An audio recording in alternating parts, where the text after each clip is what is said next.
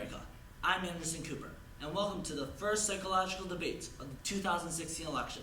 After months of primaries, the field has narrowed down to two candidates, each representing a different view of psychology. Let's hear the opening statements from each of their pioneer thinkers. Hello, I'm Sigmund Freud, developer of the psychoanalytic theory of psychology. I believe human nature is driven by the subconscious mind. Before my theory revolutionized psychology, there were no effective treatments for patients with neurotic or hysterical symptoms. I founded psychoanalysis as a way to treat psychological disorders after I discovered that there are unconscious mental processes. In short, I am a revolutionary figure who has more experience than my opponent. I am ready to make America psychoanalytic again. I'm John B. Watson. I established the psychological school of behaviorism to bring the science back to psychology.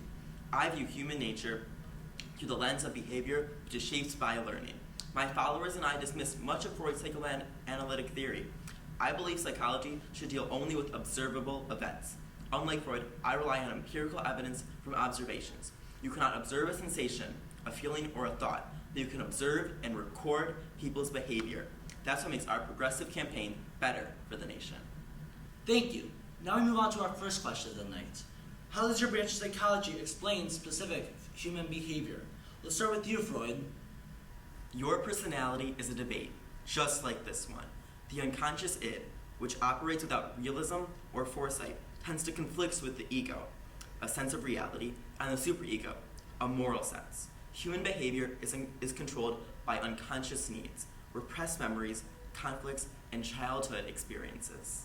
I have to disagree. There is not enough compelling evidence that what you are saying is true.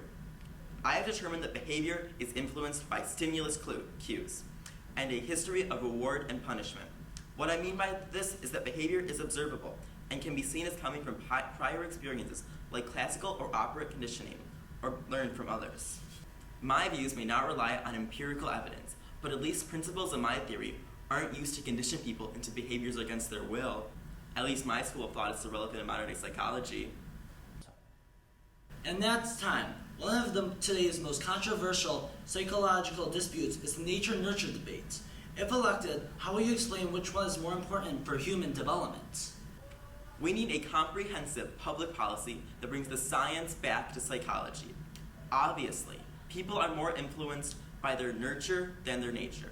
I mean, give me a dozen healthy infants, well-informed, and my own specific world to bring them up in, and I'll guarantee to take one at random and train him to become any type of specialist I might select. Doctor, lawyer, artist, merchant chief, and yes, even beggarman and thief. Regardless of his talents, pensions, tendencies, abilities, vocations, and race of his ancestors. People are inherently a blank slate, and any influence from an environment dominates over anything a person's genes might contribute. Crooked Watson is lying to you. Both nature and nurture are important in human development. Outside information does influence you, but the unconscious id, part of your nature, plays a part in creating your personality. It's time to move on to our final question of the night. What techniques in therapy are best for America of tomorrow? How will your psychological theory help our citizens to live healthier and better lives? Today's Americans need an affordable therapy plan that focuses on fixing maladaptive behaviors. I plan to accomplish this goal with a single-payer national health care insurance. That's basically socialism, democratic socialism. My healthcare reform plan will include options for systematic desensitization and adverse conditioning. My therapy plan, I plan to make America psychoanalytic again, with policies that will make therapy therapist-centered, as it should be, and consist of methods that deal with the unconscious mind, such as free association, dream analysis, transference, and hypnosis.